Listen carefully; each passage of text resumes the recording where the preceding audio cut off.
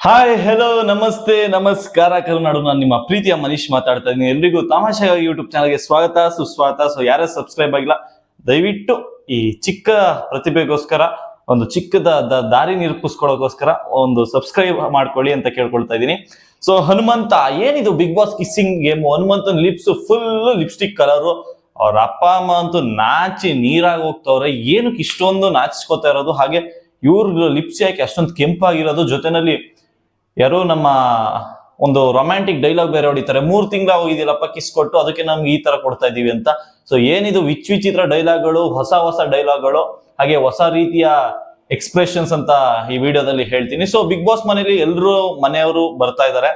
As usual ಎಲ್ಲರ ತರ ಹನುಮಂತ ಅವರ ಅಪ್ಪ ಅಮ್ಮನು ಬಂದ್ರು. ಎಲ್ಲ ಬಂದಾಗ ಒಂದೊಂದು ಟಾಸ್ಕ್ ಕೊಡ್ತಾ ಇದ್ರೆ, ಅದೇ ರೀತಿ ಚೈತ್ರ ಅವರು, ಧನ್ರಾಜ್ ಹಾಗೂ ಹನುಮಂತು ಇವ್ರು 3 ಜನ ಇದ್ದಾಗ ಒಂದು ಟಾಸ್ಕ್ ಕೊಟ್ಟಿದ್ದಾರೆ. ಏನು ಅಂತ ಹೇಳಿದ್ರೆ, ಒಂದು ಸ್ಟಿಕ್ ಅಲ್ಲಿ ಅವ್ರನ್ನ ಲಿಪ್ಸ್ ನ ಕಲರ್ ಮಾಡ್ಕೋಬೇಕು, ಅನ್ನೋ ಲಿಪ್ಸ್ಟಿಕ್ ತರ ಇರುತ್ತೆ. ಅದರಲ್ಲಿ ರಬ್ ಮಾಡ್ಬಿಟ್ಟು ಲಿಪ್ ನ ಕಲರ್ ಮಾಡ್ಕೋಬೇಕು. ಆ ಕಲರ್ ಮಾಡ್ಕೊಂಡು ಹೋಗಿ ಬೋರ್ಡ್ ಮೇಲೆ ಕಿಸ್ ಕೊಡ್ಬೇಕು.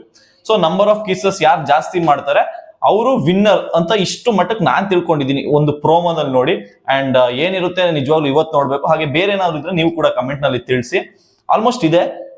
ಇದು ಮಾಡ್ಬೇಕಾದ್ರೆ ಹನುಮಂತು ಏನು ಚೆನ್ನಾಗಿ ಕಿಸ್ ಕೊಡ್ತಾ ಇರ್ತಾನೆ ಅಂದ್ರೆ ಸಾಕಾತ, ರಪ್ಪಂತ ಹೋಗ್ತಾನೆ, ರಪ್ಪಂತ ಬಂದ್ ಕಿಸ್ ಕೊಡ್ತಾ ಇರ್ತಾನೆ. ಅಂಡ್ ಅದ್ರಲ್ಲಿ ಆಗ ಮಧ್ಯದಲ್ಲಿ ರಜತ್ ಅವ್ರು ಕಾಮಿಡಿ ಮಾಡ್ತಾರೆ. ಯಾರು ನಿಮ್ಮ ಇವರು ಹನುಮಂತ ಅವ್ರ ಅಮ್ಮ ಅವ್ರಿಗೆ, ಅಮ್ಮ ಏನ್ ನಿಮ್ ಮಗ ಯಾರಿಗಾರು ಹಿಂಗೆ ಕೊಟ್ರೆ ಏನು ಮಾಡಲ್ವಾ, ಏನು ಬೈಯಲ್ವರ, ಇಲ್ಲ ಕೊಡ್ಲಿ ಅಂತ ಇರ್ತಾರೆ. ಹಂಗೆ ಫುಲ್ ನಾಚಿ ಬಿದ್ದಾವ್. ಏನು ಖುಷಿ ಅಂದ್ರೆ ಖುಷಿ ಹನುಮಂತ ಅವ್ರ ಅಪ್ಪ ಅಮ್ಮಂಗೆ. ಹಾಗೆ ನಾನ್ ಅಬ್ಸರ್ವ್ ಮಾಡಿದೀನಿ ಅಂದ್ರೆ ಅಮ್ದಿರ್ ಬಿಡಿ ನಾರ್ಮಲ್ ಆಗಿ ಅಷ್ಟು ನಾಚ್ಕೋತಾರೆ, ಖುಷಿ ಇರುತ್ತೆ, ಸ್ವಲ್ಪ ಸಂಕೋಚ ಎಲ್ರು ಮುಂದೆ ಮಾತಾಡಕ್. ಬಟ್ ಅವ್ರ ಅಪ್ಪ ಅಮ್ಮ ನೋಡಿದ್ರೆ ನಮ್ಗೆ ಗೊತ್ತಾಗುತ್ತೆ ಎಷ್ಟು ಮುಗ್ಧರಾಗಿ ಅವ್ರಿದ್ದಾರೆ. ಹಾಗೆ ಅದೇ ತರ ಇವರು ಕೂಡ ತುಂಬಾ ಇನ್ನೋಸೆಂಟ್ ಆಗಿ ಬೆಳೆದಿದ್ದಾರೆ ಅಂತ. ಅಂಡ್ ನೆಕ್ಸ್ಟ್ ಚೈತ್ರ ಅವ್ರಿಗೆ ರೇಗಿಸ್ತಾರೆ ರಜತ್ ಅವರು. ಚೈತ್ರ ಇದನ್ನ ಇಷ್ಟು ಚೆನ್ನಾಗಿ ಆಡ್ತಿದ್ಯಲ್ಲ, ಈ ಟ್ಯಾಲೆಂಟ್ ನಿನ್ಗೆ ಹೆಂಗ್ ಬಂತು, ಹೆಂಗಿದೆ ಟ್ಯಾಲೆಂಟ್ ಅಂತ ಹೇಳಿದಾಗ ಎಲ್ಲ ಇಡೀ ಮನೆನೆ ಬಿದ್ದು ನಗ್ತಾರೆ. ಅಂಡ್ ಧನ್ರಾಜ್ ಅವರು ಏನೋ ಸರಿಯಾಗಿ ಏನೋ ಮಾಡ್ತಿರಲ್ಲ ಅವರು. ಆಗ ಎಲ್ಲ ಕೇಳಿದ್ದಕ್ಕೆ, ಅಯ್ಯೋ 3 ತಿಂಗಳ ಹೋಗಿದೆ ಗುರು ಕಿಸ್ ಕೊಟ್ಟು, ಅದಕ್ಕೆ ಈ ತರ ಕೊಡ್ತಾ ಇದೀನಿ ಅಂತ ಅವರು ಒಂದು ಪಂಚಿಂಗ್ ಡೈಲಾಗು. ಪ್ರತಿಯೊಬ್ರು ಒಂದೊಂದು ಪಂಚಿಂಗ್ ಡೈಲಾಗ್ ಹೊಡಿತಾನೆ ಇದ್ರು.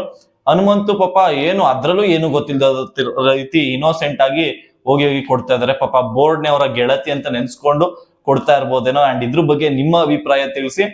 ಅಂಡ್ ರೊಟ್ಟಿ, ಹೌದು ನಾನು ಹೇಳಿದ್ದೆ ಕರೆಕ್ಟ್, ಅದು ಹಿಂಡಿ ಖಾರ ಅಂತ ಏನೋ ಹೇಳ್ತೀವಿ. ಆ ರೊಟ್ಟಿನ ಇಡೀ ಬಿಗ್ ಬಾಸ್ ಮನೆ ತಿಂದು ತುಂಬಾ ಖುಷಿ ಪಟ್ಟಿದ್ದಾರೆ. ಅಂಡ್ ಇಲ್ಲಿ ನಾನ್ ಅಬ್ಸರ್ವ್ ಮಾಡಿದ ವಿಷಯ ಏನು ಅಂತ ಹೇಳಿದ್ರೆ, ಡಿಫ್ರೆಂಟ್ ಆಗಿ ನಾನು ಹನುಮಂತ್ ನಲ್ಲಿ ಹುಡುಕ್ತಾ ಇರ್ತೀನಿ ಏನು ಡಿಫ್ರೆಂಟ್ ಆಗಿ ಏನ್ ಮಾಡ್ಬೋದು ಇವರು ಅಂತ. ಎಲ್ಲರೂ ಪ್ರತಿಯೊಬ್ರು ಅವರ ಮನೆಯವ್ರು ಬಂದಾಗ ಅಳ್ತಿದ್ರು, ಹಾಗೆ ಹೋಗಿ ಇದ್ ಮಾಡೋದು, ಅಥವಾ ಇವರು ಎಮೋಷನಲ್ ಆಗ್ತಿದ್ರು. ಬಟ್ ಹನುಮಂತ್ ಅವ್ರು ಏನ್ ಮಾಡಿದ್ರು ಅಂದ್ರೆ, ಅವ್ರಿಬ್ರು ಹೊತ್ಕೊಂಡ್ ಬಂದ್ರು. ಇವ್ರು ತುಂಬಾ ಖುಷಿಯಿಂದ ನಗ್ನಗ್ತಾ ಅವ್ರನ್ನ ವೆಲ್ಕಮ್ ಮಾಡಿ ಸಮಾಧಾನ ಮಾಡಿ, ಯಾಕೆ ಅಳ್ತಿದ್ಯಾ, ಆರಾಮಾಗಿರು, ತಲೆ ಕೆಡ್ಸ್ಕೊಬೇಡ ಅಂತ ಹೇಳಿ ಅವ್ರನ್ನ ಸಮಾಧಾನ ಮಾಡಿ ಒಂಥರ ಚೆನ್ನಾಗಿ ನೋಡ್ಕೊಂಡ್ರು. ಅವ್ರಿಗೊಂದು ಕಂಫರ್ಟೇಬಲ್ ಕ್ರಿಯೇಟ್ ಮಾಡೋರು. ಹಾಗೆ ಇವ್ರು ಅಳ್ಳಿಲ್ಲ. ಅದ್ ಏನಕ್ಕೆ ಅಂತ ಗೊತ್ತಿಲ್ಲ, ಇವ್ರು ಗಟ್ಟಿತನನೋ ಅಥವಾ ಇವ್ರು ಎಲ್ಲಾನು ಅದೇ ರೀತಿ ತಗೋತಾರೋ, ಅಥವಾ ನಾನ್ ಲಾಸ್ಟ್ ವಿಡಿಯೋದಲ್ಲಿ ಹೇಳ್ದಂಗೆ ಎಲ್ಲಾನು ಒಳಗಡೆನೆ ಅದು ಇಟ್ಕೋತಾರೋ ಗೊತ್ತಿಲ್ಲ. ಬಟ್ ನಿಜವಾಗ್ಲೂ ಹನುಮಂತ ಅವರು ಒಂಥರ ಯೂನಿಕ್ ಪೀಸ್ ಗುರು. ಆ ತರ ಕಾಪಿನೂ ಮಾಡಕ್ ಆಗಲ್ಲ, ಯಾಕಂದ್ರೆ ಅಷ್ಟು ಇನ್ನೋಸೆಂಟ್ ಆಗಿ ಬೇರೆಯವ್ರಿಗೆ ಆಕ್ಟಿವ್ ಮಾಡಕ್ ಬರಲ್ಲ. ಅಥವಾ ಆ ರೀತಿ ಇರೋಕೆ ಅದು ಎಲ್ಲರೂ ಇರ್ಬೇಕು. ನಮ್ಗೆ ಈಗ ಸದ್ಯದಲ್ಲಿ ಟಿವಿ ಮುಂದೆ ಬಂದಿರೋರು, ಕ್ಯಾಮ್ರಾ ಮುಂದೆ ಬಂದಿರೋರು ಅಷ್ಟೊಂದು ಯಾರು ನಮ್ಗೆ ಇನ್ನೋಸೆಂಟ್ ಕಾಣಿಸಿಲ್ಲ. ಆ ಮುಗ್ಧ ವ್ಯಕ್ತಿಗೆ ನಿಮ್ಮೆಲ್ಲರ ಓಟ್ ಇರ್ಲಿ, ನಮ್ಮ ಓಟ್ ಕೂಡ ಇರುತ್ತೆ. ಫಿನಾಲೆಗೆ ಅವ್ರು ಬರ್ಲೇಬೇಕು, ಅವ್ರು ಗೆಲ್ಲೇಬೇಕು ಅಂತ ನಮ್ಮ ಆಸೆ. ಅಂಡ್ ಒಂದಷ್ಟು ಕಡೆ ಕಮೆಂಟ್ಸ್ ನೋಡಿದ್ವಿ, ಸಾಕು ಕಣ್ರಪ್ಪ ಸಿಂಪತಿ, ಗೆಲ್ಸಿದವ್ರನ್ನ ಎಷ್ಟೊತ್ತಿ ಗೆಲ್ಲಿಸ್ತೀರಾ, ಬೇರೆಯವ್ರನ್ನು ಗೆಲ್ಸಿ, ಮಿಡಲ್ ಕ್ಲಾಸ್ ಹುಡುಗರು ಇದ್ದಾರೆ, ಹುಡುಗಿರು ಇದ್ದಾರೆ, ಎಲ್ಲರನ್ನು ಗೆಲ್ಸಿ, ಬೇರೆಯವ್ರನ್ನು ಗೆಲ್ಸಿ ಅಂತ ಹೇಳಿದ್ರು. ಗೆಲ್ಸೋದು ಬಿಡೋದು ಯಾರ ಕೈಯಲ್ಲೂ ಇರಲ್ಲ. ನಮ್ಮ ಇಷ್ಟ ಯಾರಿಗೆ ನಾವು ನಮ್ಮ ಏನೋ ಒಂದು ಓಟ್ನ ಕೊಡೋದು ಅನ್ನೋದು. ಹಾಗೆ ನಮ್ಗೆ ಯಾರು ಖುಷಿ ಕೊಡ್ತಾ ಇದಾರೆ, ಯಾರು ಎಲ್ಲಾ ರೀತಿಲಿ ಒಂದು ಒಳ್ಳೆ ವ್ಯಕ್ತಿತ್ವನ ಎತ್ತಿಡಿತಾ ಇದಾರೆ, ಅವ್ರಿಗೆ ನಾವು ಓಟ್ ಹಾಕ್ತಿವಿ. ಅಂಡ್ ನನ್ನ ಮಾತಲ್ಲಿ ಹೌದು ಅನ್ಸೋರು ಹನುಮಂತ ಅವ್ರಿಗೆ ಒಂದು ಓಟ್ ಅಂತ ಒಂದು ಕಮೆಂಟ್ ಬಾಕ್ಸ್ ನಲ್ಲಿ ತಿಳಿಸಿ. ಅಂಡ್ ಮಿಡಲ್ ಕ್ಲಾಸ್ ಅವರು ಗೆಲ್ಬೇಕು, ಬಡವ್ರ ಮಕ್ಕಳು ಗೆಲ್ಬೇಕು, ಶ್ರೀಮಂತರು ಗೆಲ್ಬೇಕು. ಆಟ ಬಂದಾಗ ಇದು ಯಾವ ಕ್ಯಾಟಗರಿನೂ ಬರಬಾರ್ದು ಮಧ್ಯದಲ್ಲಿ ಫಸ್ಟ್ ಆಫ್ ಆಲ್. ಅದಕ್ಕೋಸ್ಕರ ನಾನು ಈ ಮಾತನ್ನ ತಗೊಂಡೆ, ಯಾಕಂದ್ರೆ ಕಮೆಂಟ್ ಬಾಕ್ಸ್ ಅಲ್ಲಿ ನನಗೆ ತಿಳಿಸಿದ್ರು ಆ ರೀತಿ. ಅದು ಎಲ್ಲೋ ತಪ್ಪು. ಅದು ಬಿಟ್ರೆ ಪಾಪ ಚೈತ್ರ ಅವರು ನೆನ್ನೆ ಎಪಿಸೋಡ್ ನೋಡಿದಾಗ ನನಗೂ ಒಂದ್ ಕಡೆ ಬೇಜಾರಾಯ್ತು. ಹೆಂಗ್ ಸಾಧ್ಯ ಗುರು, ಇಷ್ಟು ಸಾಫ್ಟ್ ಆಗಿರೋ ಫ್ಯಾಮಿಲಿ, ಪಾಪ ಅವ್ರ ಅಮ್ಮ ನೋಡೋರು ಮಾತಾಡೋಕೆ ತುಂಬಾ ನಾಚ್ಕೋತಾ ಇದಾರೆ. ತಂಗಿ ಸ್ವಲ್ಪ ಬೋಲ್ಡ್ ಇದಾರೆ, ಅವ್ರ ಹೆಸರು ಮಾನ್ಯ ಅಂತ ಇಟ್ಟಿದ್ದಾರೆ. ಅಂದ್ರೆ ಅವ್ರು ಹೇಳಿದ್ರು ಒಂದು ಡೈಲಾಗು, ಅದ್ರ ನಮ್ಗೆ ಎಷ್ಟು ಮರ್ಯಾದೆ ಸಿಗುತ್ತೋ ಇಲ್ವೋ ಗೊತ್ತಿಲ್ಲ, ಬಟ್ ನನ್ನ ತಂಗಿ ಎಲ್ಲೇ ಹೋದ್ರು ಒಂದು ರೆಸ್ಪೆಕ್ಟ್ ಇಟ್ಟು ಕರೀಬೇಕು, ಮಾನ್ಯ ಅಂತ ಹೇಳಿ.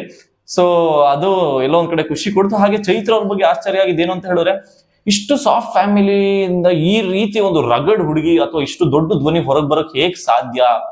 ಏಕೆಂದ್ರೆ ಇಲ್ಲಿ ಬಿಗ್ ಬಾಸ್ ಮನೇಲಿ ಅವ್ರು ಹೇಗೆ ಕಾಣ್ತಿರ್ಬೋದು, ನಮ್ಗೆ ಹೇಗೆ ಅವ್ರು ತೋರಿಸ್ತಾ ಇರ್ಬೋದು, ಬಟ್ ಹೊರ ಜಗತ್ತಿನಲ್ಲಿ ಅವ್ರದೇ ಆದ ಒಂದು ಬ್ರ್ಯಾಂಡ್ ಇದೆ, ಅವ್ರಿಗೋಸ್ಕರನೇ ಒಂದು ಸಂಘ ಸಂಸ್ಥೆಗಳಿದೆ. ಅಂದ್ರೆ ಅವ್ರು ಮಾತಾಡ್ತಿದ್ರೆ ಎಷ್ಟೋ ಸಾವಿರಾರು ಜನ ಸೇರ್ತಿದ್ದ ಸಂದರ್ಭಗಳಿವೆ. ಅವ್ರ ಆಡ್ಸೋಕೆ ಅಂತಾನೆ ಒಂದಷ್ಟು ಜನ ಕರೆಸ್ತಾರೆ ಅವ್ರಿಗೆ, ಒಂದೊಂದು ಯೂನಿವರ್ಸಿಟಿಗಳಿಗಾಗಿರ್ಬೋದು, ಕಾಲೇಜ್ ಫಂಕ್ಷನ್ಸ್ ಆಗಿರ್ಬೋದು, ಅಥವಾ ಬೇರೆ ಹೊರಗಡೆ ಈವೆಂಟ್ಸ್ ಆಗಿರ್ಬೋದು. ಸೊ ಈ ರೀತಿ ಅವ್ರದೇ ಆದ ಒಂದು ದೊಡ್ಡ ಹೆಸರು ಮಾಡ್ಕೊಂಡಿದ್ರು. ಹಾಗೆ ಮಧ್ಯದಲ್ಲಿ ಅದು ಇದು ಆಗುತ್ತೆ. ಗುರು, ನಮ್ ದೇಶ ಆಳ್ತಾ ಇರೋರು, ರಾಜ್ಯ ಆಳ್ತಿರೋರ್ ಬಗ್ಗೆನೆ ಅಷ್ಟು ದುಡ್ಡು ಕೇಸ್ ಅಂತೆ, ಇಷ್ಟು ದುಡ್ಡು ಕೇಸ್ ಅಂತೆ, ಆ ಆಗೋಣ ಅಂತೆ, ಈ ಆಗೋಣ ಅಂತೆ. ಅವ್ರೊಬ್ರದ್ದು ಯಾವ್ದೋ ಒಂದು ಕೇಸ್ ಬಗ್ಗೆ ಇಟ್ಕೊಂಡು ಎಷ್ಟೋ ಜನ ಮಾತಾಡ್ತೀರಾ. ಏನಕ್ಕೆ ಮಾತಾಡ್ತೀರಾ?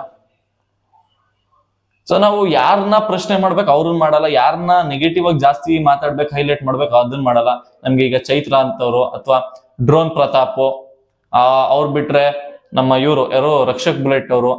ಸೊ ಇಂಥವ್ರನ್ನ ನೀವು ಕಾಯ್ತಾ ಇರ್ತೀರಾ, ಏನಕ್ಕಾದ್ರೂ ಮಾತಾಡ್ಬಿಡ್ಲಿ, ಏನಾದ್ರು ಸಿಗಾಕೊಳ್ಳಿ, ಏನಾದ್ರು ಮಾತಾಡೋಣ, ಏನಾದ್ರು ಇದ್ ಮಾಡೋಣ. ಅಷ್ಟು ಮಾತಾಡ್ಬೇಕು ಅನ್ಸೋರು, ಅಷ್ಟು ತಾಕತ್ತಿರೋರು ದೊಡ್ಡ ದೊಡ್ಡ ವಿಷಯದ ಬಗ್ಗೆ ಮಾತಾಡಿ, ದೊಡ್ಡ ದೊಡ್ಡದ್ರ ಬಗ್ಗೆ ಹೋರಾಟ ಮಾಡಿ, ದೊಡ್ಡ ದೊಡ್ಡದ್ರ ಬಗ್ಗೆ ಪ್ರಶ್ನೆ ಮಾಡಿ, ಕೇಳಿ. ಸದನದಲ್ಲಿ ಇಷ್ಟು ಖರ್ಚು ಮಾಡ್ತಿರೋಲ್ರಪ್ಪ, ನಮ್ಗೆ ಏನ್ ತಿಳಿಸ್ತೀರಾ, ಏನ್ ಕೊಡಿಸ್ತೀರಾ, ನಿಮ್ಮಿಂದ ಏನ್ ಯೂಸು? ಆ ಸದನ ಮಾಡೋದ್ರ ಬದಲು ಇಲ್ಲೇ ಕೂತ್ಕೊಂಡು ಮಾಡ್ಕೊಳ್ಳಿ ನೀವು ಟಿವಿಲಿ. ಅಲ್ಲಿ ಅಷ್ಟೊಂದು ದುಡ್ಡು ಯಾಕೆ ಖರ್ಚು ಮಾಡ್ತೀರಾ? ಅದೇ ದುಡ್ಡು ಯಾವ್ದಾದ್ರು ಕಾನ್ಸ್ಟಿಟ್ಯೂನ್ಸಿ ಕೊಡಿ ಅಂತ ಕೇಳಿ. ಯಾಕೆ ಸುಮ್ನೆ ಬೈದಾಡ್ಕೊಂಡು ಒಡೆದಾಡ್ಕೊಂಡು ಬೇಡದ ಪದಗಳು ಬಳಸ್ಕೊಂಡು ಅವ್ರು ಇವ್ರನ್ನ ಜೈಲು ಕಳ್ಸ್ಕೊಂಡು ಅದೊಂದು ದೊಡ್ಡ ಡ್ರಾಮಾ ಕ್ರಿಯೇಟ್ ಮಾಡ್ಕೊಂಡು ಏನಕ್ಕೆ ಮಾಡ್ಬೇಕು? ಆ ಪ್ರಶ್ನೆ ಕೇಳಿ.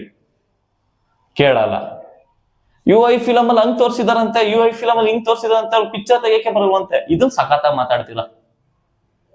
ಅಂಡ್ ಮತ್ತೆ ಬಿಗ್ ಬಾಸ್ಗೆ ಬರ್ತೀನಿ, ಎಲ್ಲೆಲ್ಲೋ ಹೋಗ್ತಾ ಇದೆ ಟಾಪಿಕ್, ಸಾರಿ. ಸೊ ಇವತ್ತು ಯಾರ್ಯಾರು ಅಂದ್ರೆ ಪ್ರೋಮೋ ನೋಡಿಲ್ಲ, ಆಕ್ಚುಲಿ ನಾನು ಇಷ್ಟೊತ್ತವ್ರಿಗೆ ಏನಕ್ಕೆ ಈ ವಿಡಿಯೋ ಮಾಡಕ್ ವೆಯ್ಟ್ ಮಾಡಿದ್ರೆ ಸೆಕೆಂಡ್ ಪ್ರೋಮೋ ಏನಾದ್ರು ಬಿಡ್ತಾರ, ಬೇರೆ ಏನಾದ್ರು ಟಾಸ್ಕ್ ಕೊಟ್ಟಿದಾರ, ಅಥವಾ ಈ ಕಿಸ್ಸಿಂಗ್ ಟಾಸ್ಕ್ ಅಲ್ಲಿ ಇನ್ನೇನಾದ್ರು ಮಜಾ ಇದೆಯಾ ಅಂತ ನೋಡ್ತಾ ಇದೆ. ಬಟ್ ಏನೋ ಗೊತ್ತಿಲ್ಲ, ಇನ್ನೊಂದು ಸೆಕೆಂಡ್ ಪ್ರೋಮೋ ಇನ್ನೂ ಬಂದೇ ಇಲ್ಲ, ಈಗ ಬಂದಿರ್ಬೋದೇನೋ ಗೊತ್ತಿಲ್ಲ. ಬಟ್ ಸ್ಟಿಲ್ ನಾನು ಒಂದು ಪ್ರೋಮೋ ನೋಡಿದೀನಿ ಅಂಡ್ ಇವತ್ತು ಫುಲ್ ಫನ್ ಇರುತ್ತೆ, ಬಿದ್ದು ಉಳ್ಳಾಡಿ ನಕ್ಕಷ್ಟು ಕಾಮಿಡಿ ಇದೆ. ದಯವಿಟ್ಟು ಮಿಸ್ ಮಾಡದೆ ನೋಡಿ. ಹಾಗೆ ಹನುಮಂತನ್ ಫ್ಯಾನ್ಸ್ ಬೇರೆ ಇವತ್ತು ರೀತಿನೇ ಕಾಣಿಸ್ತಾರೆ. ಹನುಮಂತು ಅವರು ಫುಲ್ ರೊಮ್ಯಾಂಟಿಕ್ ಆಗಿ ಕಾಣ್ತಾರೆ. ಅಂಡ್ ಪಾಪಚ್ಚೆ ಬೋರ್ಡ್ ಕಿಸ್ ಕೊಟ್ಟೆ ಸುಸ್ತಾಗಿ ಕೂತ್ಬಿಟ್ಟಿದ್ದಾರೆ 3 ಜನನು. ಹನುಮಂತು, ಧನರಾಜು ಹಾಗೂ ಚೈತ್ರ ಅವರು ಏನು ಒಳ್ಳೆ ಏದುಸಿರು ಬಿಡ್ತಾ ಇರ್ತಾರೆ. ಏನೋ ಒಂದು ರನ್ನಿಂಗ್ ರೇಸ್ 1 ಕಿಲೋಮೀಟರ್ 2 ಕಿಲೋಮೀಟರ್ ಓಡಿರೋ ರೀತಿ ಏದುಸಿರು ಬಿಡ್ತಾ ಇದಾರೆ. ಅಂಡ್ ಯಾರು ಫ್ರಸ್ಟ್ರೇಷನ್ ಅನ್ನೋ ಟಾಪಿಕ್ ನ ಇಲ್ಲೂ ತಾವು ಬಂದು ಫ್ರಸ್ಟ್ರೇಷನ್ ಕಿಸ್ಸೆ ಮಾಡ್ಬಿಡ್ತೀನಿ ಅನ್ನೋ ರೀತಿ ಒಂದಷ್ಟು ಜನಕ್ಕೆ ಆಟ ಆಡಿಸ್ತಾರೆ ಧನರಾಜ್ ಅವರು. ಸೊ ತುಂಬಾ ಅಂದ್ರೆ ತುಂಬಾ ಫನ್ ಇದೆ.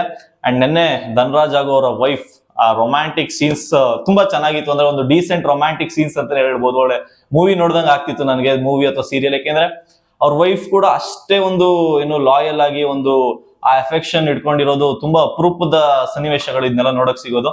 ಯಾಕೆಂದ್ರೆ ಅದೆಲ್ಲೂ ಒಂಥರ ನಾಟಕ ಅನ್ನಿಸ್ತಿರ್ಲಿಲ್ಲ, ಅವ್ರು ಹೇಗಿದ್ದಾರೆ ಹಾಗೆ ಅನ್ನಿಸ್ತಿತ್ತು. ಅದೇ ರೀತಿ ಇವ್ರು ಸುಮ್ನೆ ಏನೇನೋ ರೇಗ್ಸೋದು, ಅಥವಾ ಇವ್ರು ನನ್ನ ಇನ್ನೂ ಒಂದ್ಸಲಿನೂ ಎತ್ಕೊಂಡೇ ಇಲ್ಲ, ನನ್ನ ಎತ್ಕೊಳಕ್ ಇವ್ರನ್ನೆಲ್ಲ ಎತ್ಕೊಂಡ ನೀನು ಅಂತ ಒಂದ್ ಕೇಳಿದ ಕ್ವಶನ್ ಆಗಿರ್ಬೋದು.